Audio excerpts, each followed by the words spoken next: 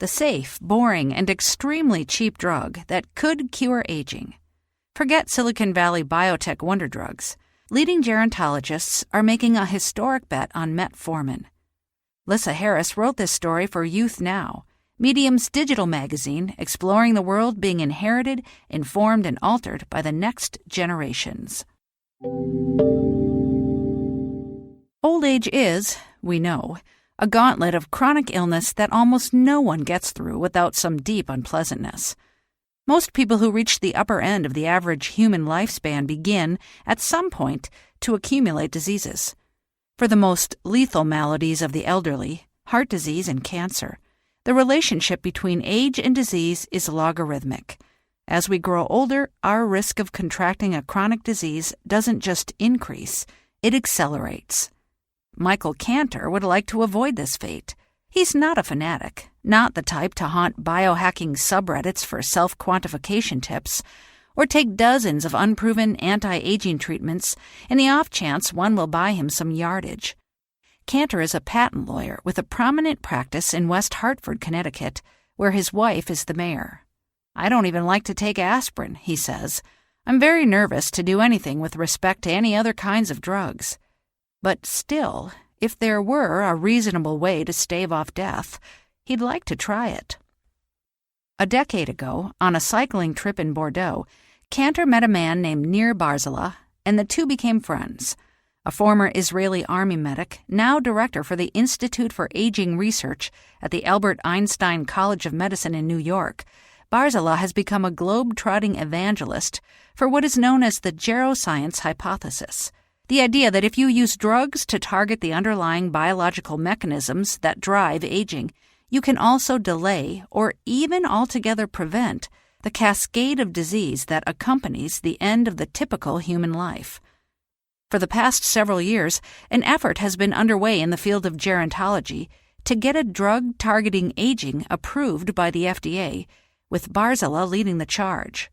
The drug in question is no new wonder pill, but a diabetes medication called metformin, an ordinary, generic, typically chalky white pill that costs a few pennies apiece. Cantor was already familiar with metformin, but not as an anti-aging remedy. He had been prescribed it by a local weight loss clinic. A few years ago, intrigued by his friend's work on aging, he broached the subject of longevity. Over dinner one night, I said to Nir, "You know, I'm leaving this weight loss clinic, which means they're going to stop prescribing metformin, but I think I'd like to stay on it," Cantor says. Barzilai wrote the prescription himself, and Cantor now takes metformin off-label in hopes that it will grant him a few extra years of life, or at least of health. "I've bought into this idea.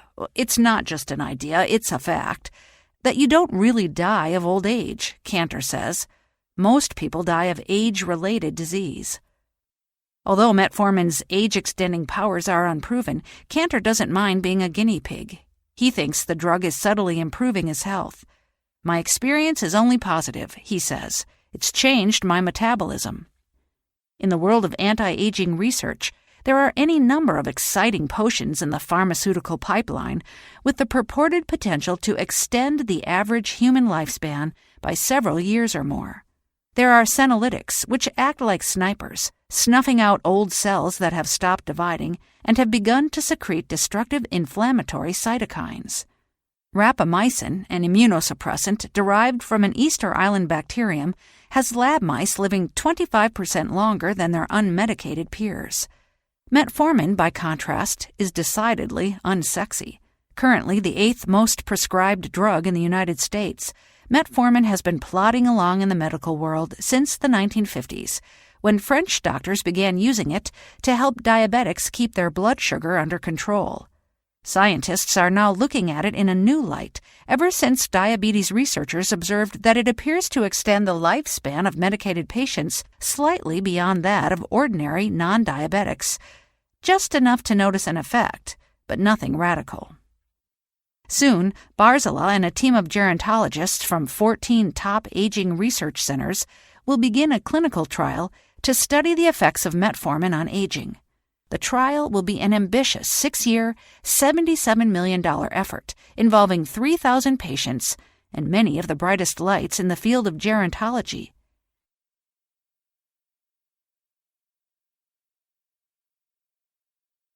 Metformin, Barzilai and his team believe, will be the first drug ever to be officially approved to treat aging in the 112-year history of the FDA. Along the way, they hope to achieve nothing short of radical transformation in the way we think of health care for the aging.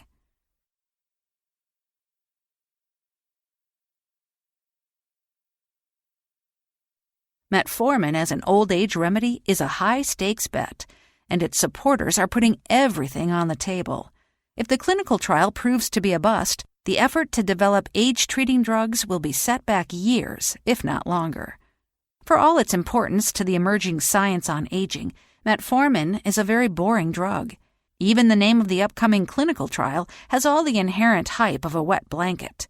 TAME, an acronym that stands for Targeting Aging with Metformin. On its face, it seems unlikely that such a plain little pharmaceutical would be the focus of such a critical trial. Since the patent is expired, no drug company stands to make billions off it, and it's certainly not going to make anyone live forever.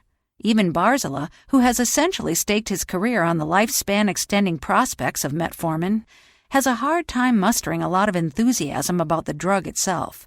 Metformin is basically the first and the weakest drug that will delay aging, he says.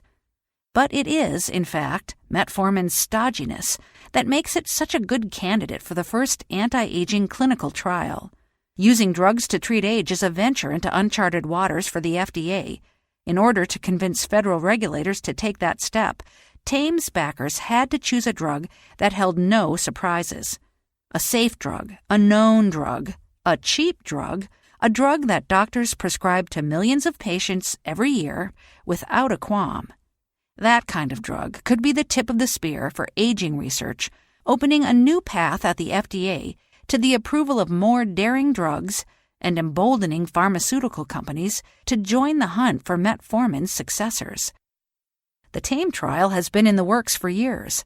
With about a third of its funding secured from the nonprofit American Federation of Aging Research and a major grant in the works from the National Institutes of Health, the trial is nearly ready to begin. To its main sponsors, some of whom are approaching their golden years themselves, progress has felt agonizingly slow. Before pursuing the funding needed to pull this off, the TAME researchers had to sell federal regulators, and indeed the wider medical research field, not just on metformin, but on the very concept of testing a drug for the malady of age.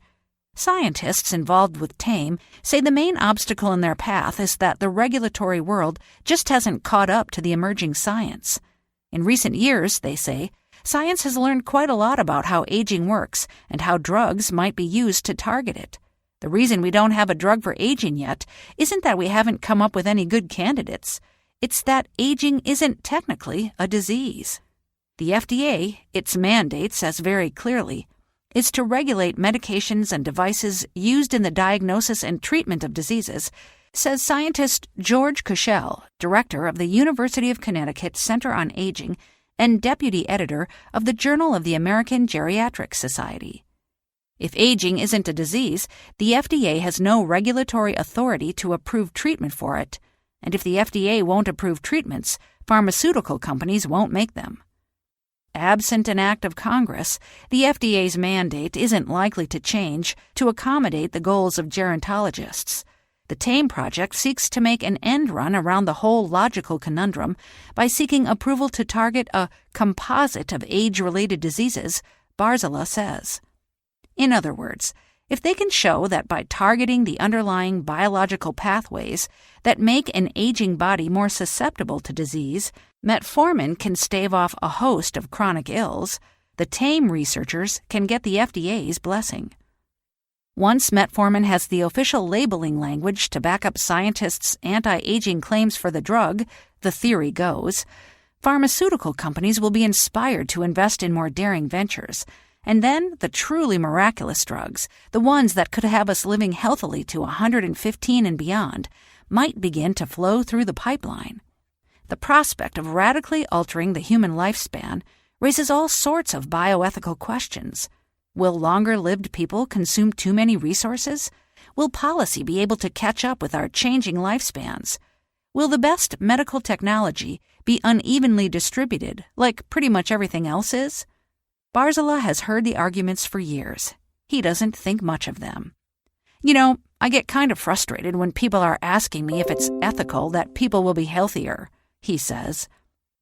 For a scientist, Barzilai is a good talker.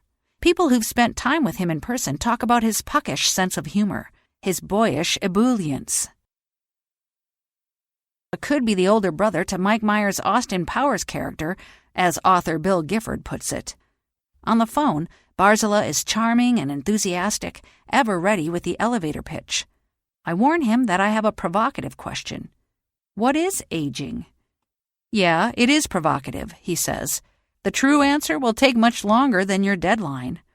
Defining aging sounds simple until you have to do it. Pare away numerical age and the diseases that are the result of the aging process, and what is left? What is it that a tremulous, bedridden 70-year-old has that a spry 90-year-old doesn't? Is it a loss of some measurable function? A molecule you can scan for in the blood? Certain genes turning off or on over time? It's like, what is porn, right? You know it when you see it, Barzilai says. We all see what is aging okay without understanding what it is. If you're looking at a person's age in years, age is literally just a number, Kushel says. It's basically the number of times that the Earth has turned around the sun during your life. That's easy to measure. What's harder to measure is what we call physiological aging or biological aging, he says. The TAME trial will look at biomarkers, or measurable indicators that a process is happening in the body, that are known to be associated with aging. But the focus of the study is more broad. TAME mainly seeks to answer the question of whether metformin will help lengthen life and stave off disease. To dig deeper into what exactly metformin is doing in the body, researchers have been working on a series of smaller, faster studies designed to home in on how it interacts with pathways known to be associated with aging. The first of these, a study dubbed the Metformin and Longevity Study, or MILES, was completed and published in 2017. The MILES study looked at just 14 patients and ran for only 6 weeks, but it gathered a wealth of precious data thanks to the patients themselves, who had to undergo grueling muscle and fat biopsies. The invasive protocols of the MILES study have yielded valuable results, using each participant as their own control. Comparing biomarkers in the same patient before and after metformin treatment allowed the MILES researchers to get more statistical power than they would otherwise with a cohort this small. We have some idea of what metformin might be doing at the physiological level, but at the molecular level, we don't really know what to look at. And this might be some of the first evidence of what we can see, says Amaya Kulkarni, a PhD student in Barzilai's lab and the main author on the MILES study. His work on MILES, Kulkarni says, will help the TAME researchers identify biomarkers to focus on the broader clinical trial and tease out exactly how the drug is interacting with the aging process. Based on what scientists have already observed with diabetic and pre-diabetic patients taking metformin, Barzilai is confident the drug has a beneficial effect, however modest, on the biological mechanisms underlying aging. But it's still important to do the work. All this careful evidence building for metformin will serve as a roadmap for how to build the case for the next anti-aging drug and the next and every one that follows after. Once the pharmaceuticals are going to come in, we're going to get many drugs, combinations of drugs. We can really move the needle substantially. It will be unbelievable, he says. At that, Barzilai pauses to curb his own enthusiasm. I didn't like what I just said. It sounded like the president. The future gerontologists want is tantalizingly close. In 2015, when they first began cautiously feeling out FDA regulators about the prospect of getting a drug approved to treat aging, Barzilai and fellow believers in the geroscience hypothesis feared that the regulatory hurdles in their path might be too high. Now, with 3 years of negotiations under their belts, the TAME scientists finally have enough confidence in the agency to proceed. The bottom line is that the FDA has bought into the idea, Kushel says, That is, these geroscience-guided therapies, they very much consider that to be within their mandate. That's kind of changed the whole landscape. The FDA hasn't been the only obstacle in TAME's path. Paradoxically, the study's sheer ambition has worked against it in the search for federal funding. TAME involves so many people working at the forefront of gerontology research that it has been difficult to find peers to properly peer review the grant proposals. The first TAME proposal to the National Institutes of Health was soundly rejected. The group has submitted a second proposal and is hopeful that the federal agency will ultimately fund roughly 2/3 of the study. Many of the top scientists in gerontology are involved in TAME, and their colleagues at their home institutions are excluded from reviewing the study on grounds of conflict of interest. It's been a problem for them in seeking grants, says Jamie Justice, an assistant professor of gerontology at Wake Forest School of Medicine. Peer review is technically anonymous, but by process of elimination, Justice says, most of the people sitting in judgment on TAME's funding prospects aren't gerontologists. They're experts in specific diseases. That's the exact research approach TAME's backers are hoping to upend. It's hard to find peers that aren't in conflict with the trial and get the concept, Justice says, adding that for many reviewers, TAME is challenging the way they've run their entire career. The silos that separate disease experts from one another permeate the entire healthcare system, from academic and pharmaceutical research all the way down to patient care. Gerontologists hope that studies like TAME, which focus on health outcomes for a person rather than the incidence of a specific disease, will begin to help break down those barriers. This is a huge issue that we confront in geriatric care, Kushel says. How to provide health care that's really based on the whole person rather than the bits and parts of them. Scientists are often far more cautious about using hyped-up language than the reporters who write about them are. But the researchers involved with TAME talk about the study in grandiose terms. They use words like revolutionary and groundbreaking. Some talk of it as a paradigm shift, invoking the specter of philosopher Thomas Kuhn. We're using metformin as a tool to develop a whole new science of how to study aging in a way that is going to be transformational, Kushel says. Kushel is fond of that famous aphorism by 19th century philosopher Arthur Schopenhauer. All truth passes through 3 stages. First, it is ridiculed. Second, it is violently opposed. Third, it is accepted as self-evident. The idea that age can be treated with drugs, Kushel says, is currently somewhere between stages 2 and 3. The world may finally be ready for an old age pill, but the gears of drug development turn slowly. Too slowly for Barzila, who's anxious to get beyond TAME and get on with the process of real discovery. It's happening, but it's frustrating how long it takes, he says. This is possible, but we need to start it everywhere we can and not let another generation be affected by aging without health.